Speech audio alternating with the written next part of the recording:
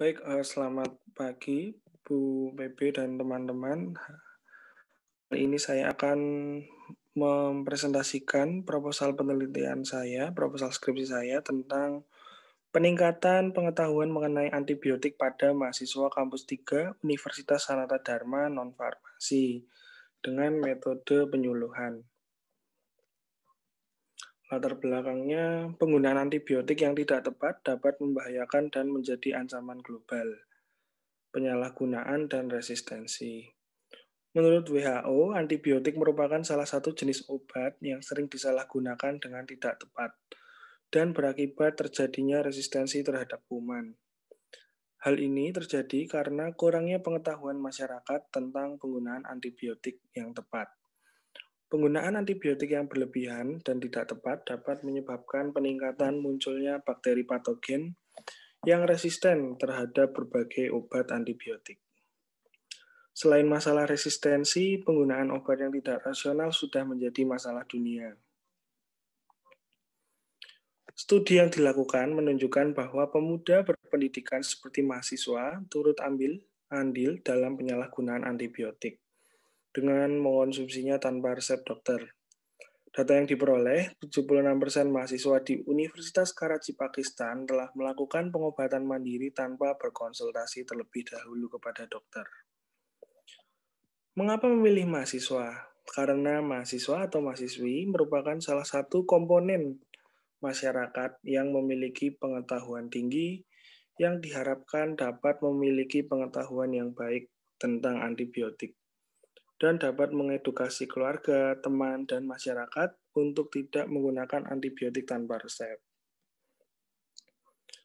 Rumusan masalahnya, bagaimana tingkat pengetahuan mahasiswa non-farmasi Universitas Sanata Dharma Kampus 3 sebelum diberi penyuluhan? Bagaimana tingkat pengetahuan mahasiswa non-farmasi Universitas Sanata Dharma Kampus 3 sesudah diberi penyuluhan? Dan apakah metode penyuluhan cukup efektif untuk menunjukkan peningkatan pengetahuan responden? Untuk tujuan penelitiannya, mengetahui tingkat pengetahuan mahasiswa non-farmasi Universitas Sanata Dharma Kampus 3 sebelum diberi penyuluhan, mengetahui tingkat pengetahuan mahasiswa non-farmasi Universitas Sanata Dharma Kampus 3 sesudah diberi penyuluhan, dan mengetahui seberapa efektif metode penyuluhan untuk meningkatkan pengetahuan mahasiswa tentang antibiotik. Untuk manfaat penelitiannya, manfaat teoritis, penelitian ini diharapkan dapat memberikan manfaat dan informasi mengenai peningkatan pengetahuan tentang antibiotik, dan bisa menjadi acuan evaluasi untuk meningkatkan pelayanan dan pengawasan mengenai penggunaan antibiotik, agar tidak terjadi penyalahgunaan dan ancaman resistensi. Untuk manfaat praktisnya ada 3, bagi instansi pemerintah, memberikan informasi kepada Badan BPOM Kota Jogja atau instansi terkait untuk memperketat pengawasan dalam persebaran atau distribusi antibiotik dan dapat dijadikan bahan evaluasi untuk meningkatkan pelayanan sehubungan dengan penggunaan antibiotik. Bagi masyarakat, ini bisa digunakan sebagai penambah wawasan dan pengetahuan masyarakat mengenai antibiotik agar terhindar dari resistensi dan penyalahgunaan. Kemudian untuk bagi akademisi ini bisa digunakan sebagai sumber referensi dan informasi atau sebagai acuan untuk penelitian selanjutnya. Untuk tinjauan pustakanya ada 7 poin penting. Yang pertama, definisi pengetahuan. Untuk definisi pengetahuan, menurut Donsu, pengetahuan adalah suatu hasil dari rasa keingintahuan melalui proses sensoris, terutama pada mata, telinga terhadap objek tertentu. Pengetahuan merupakan domain yang penting dalam terbentuknya perilaku atau open behavior. Kemudian ini ada faktor-faktor yang mempengaruhi pengetahuan, ada faktor internal dan eksternal. Faktor internal itu seperti usia, pengalaman, intelijensi, jenis kelamin. Dan faktor eksternal itu ada pendidikan, pekerjaan, sosial budaya, ekonomi, lingkungan, dan informasi. Kemudian untuk tingkat pengetahuan ini ada 6 poin. Yang pertama pengetahuan itu sendiri. atau knowledge. Ini yang kedua, pemahaman atau comprehensions, kemudian penerapan atau application, ada analisis, ada sintesis, dan ada evaluasi. Kemudian untuk pengukuran pengetahuan, terbagi menjadi 4 kategori, yaitu kategori sangat rendah bila memiliki nilai benar kurang dari 40%, kategori rendah apabila memiliki nilai benar 40 hingga 55%, kategori cukup tinggi apabila nilai benar 56 hingga 75%, dan kategori tinggi apabila memiliki nilai benar 76 hingga 100%. Kemudian penyuluhan kesehatan ini adalah suatu proses perubahan perilaku di kalangan masyarakat agar mereka tahu, mau dan mampu melakukan perubahan dan tercapainya peningkatan produksi, pendapatan, keuntungan, dan perbaikan kesejahteraan. Kemudian ini antibiotik, poin antibiotik ini terbagi menjadi definisi, klasifikasi, prinsip, dan penggunaan. Untuk definisi antibiotik adalah obat yang berasal dari seluruh bagian tertentu mikroorganisme yang digunakan untuk mengobati infeksi yang disebabkan oleh bakteri. Antibiotik tidak efektif untuk melawan infeksi yang disebabkan oleh virus karena virus tidak memiliki proses metabolisme sesungguhnya, melainkan bergantung pada tuan rumah atau host atau inang. Antibiotik selain membunuh mikroorganisme atau menghentikan reproduksi bakteri juga membantu sistem pertahanan alami tubuh untuk mengeliminasi bakteri tersebut. Kemudian klasifikasi antibiotik terbagi menjadi banyak ya, ada golongan beta-lactam, makrolida, chloramphenicol, aminoglikosida, fluoroquinolone, glikopeptida, dan golongan lain contohnya polymyxin, basitrasin. Kemudian berdasarkan sifat toksisitasnya, kemudian selain itu ada prinsip penggunaan antibiotik. Jadi dasar pemilihan jenis antibiotik ini untuk tujuan profilaksis adalah penggunaan antibiotik dengan menggunakan antibiotik spektrum sempit pada indikasi yang ketat dengan dosis yang adekuat, interval dan lama pemberian yang tepat.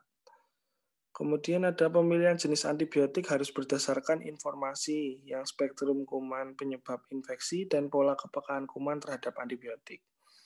Kemudian hasil dari pemeriksaan mikrobiologi dan perkiraan kuman penyebab infeksi.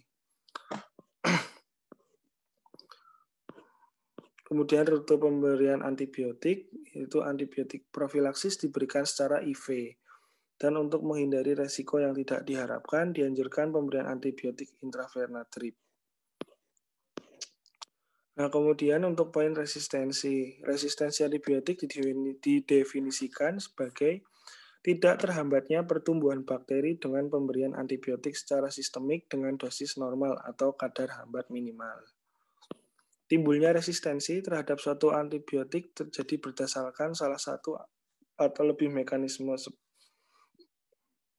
seperti bakteri mensintesis suatu enzim inaktivator, kemudian bakteri mengubah permeabilitas terhadap obat, terus bakteri mengembangkan suatu perubahan struktur sasaran bagi obat, bakteri mengembangkan perubahan jalur metabolik yang langsung dihambat oleh obat. Kemudian penyebab utama resistensi antibiotik adalah penggunaannya yang meluas dan irasional. Lebih dari separuh pasien dalam perawatan rumah sakit menerima antibiotik sebagai pengobatan ataupun profilaksis. Sekitar 80% konsumsi antibiotik dipakai untuk kepentingan manusia dan sedikitnya 40% berdasarkan indikasi yang kurang tepat, misalnya infeksi virus. Terdapat beberapa faktor yang mendukung terjadinya resistensi. Contohnya itu penggunaan yang kurang tepat. Kemudian persepan dalam jumlah besar, meningkatkan unnecessary healthcare expenditure, dan seleksi resistensi terhadap obat-obatan baru. Kemudian perilaku hidup sehat, terutama bagi tenaga kesehatan, misalnya mencuci tangan setelah memeriksa pasien atau desinfektan alat-alat yang dipakai untuk memeriksa pasien. Terus dari penelitian itu kurangnya penelitian yang dilakukan para ahli untuk menemukan antibiotika baru.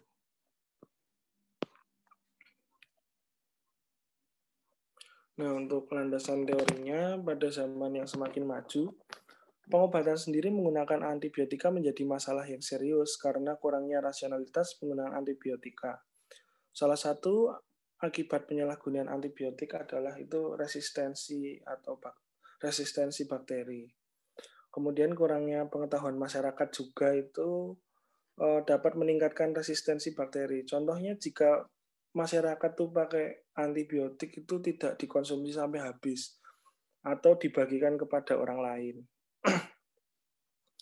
Kemudian untuk mengatasi masalah resistensi, maka lebih baik bila diberi sebuah edukasi atau pendidikan terkait antibiotik untuk meningkatkan pengetahuan mengenai cara penggunaan antibiotik yang baik dan benar.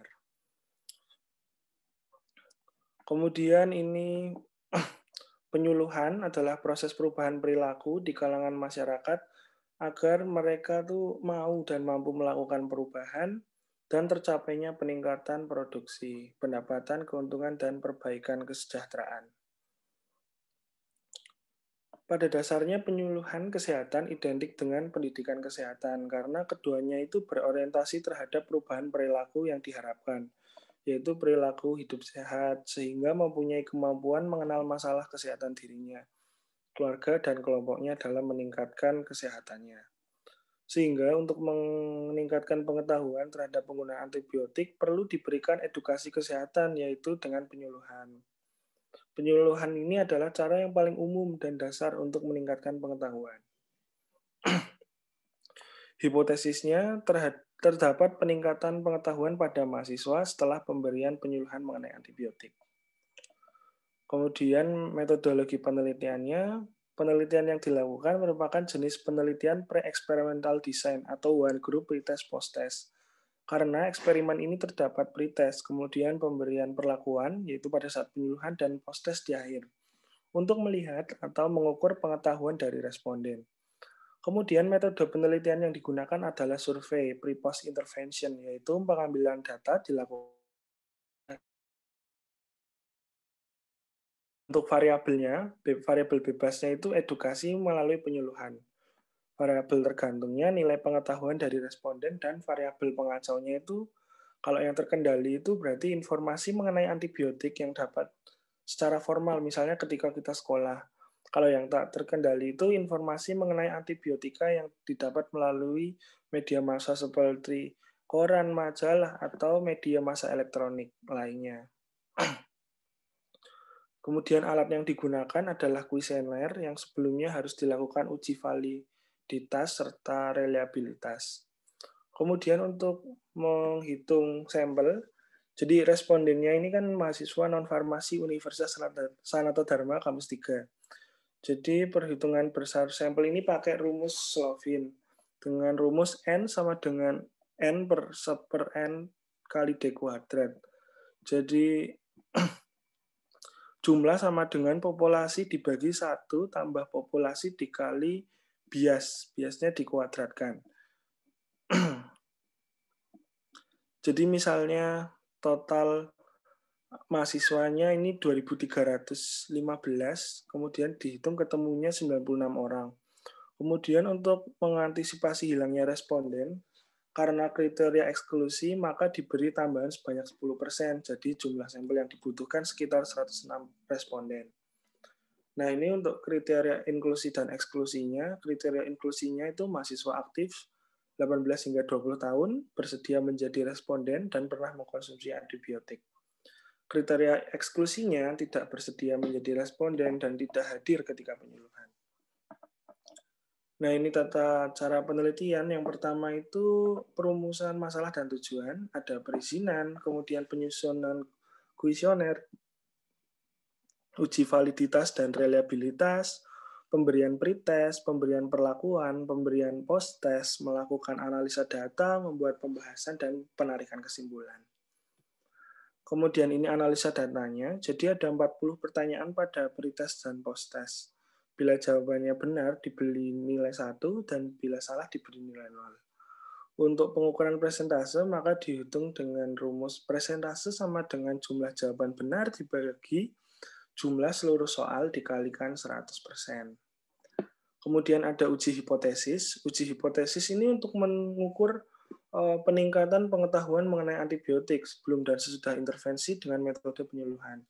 Jadi dilakukan dengan uji statistik, yaitu uji Wilcoxon dengan menggunakan program R.3.1.2, nilai p-value menentukan kebermaknaan hasil dari uji yang dilakukan. Jadi hasil dikatakan signifikan bila p-value-nya kurang dari 0,05. Ini ada jadwal kegiatannya, dan cukup sekian. Terima kasih.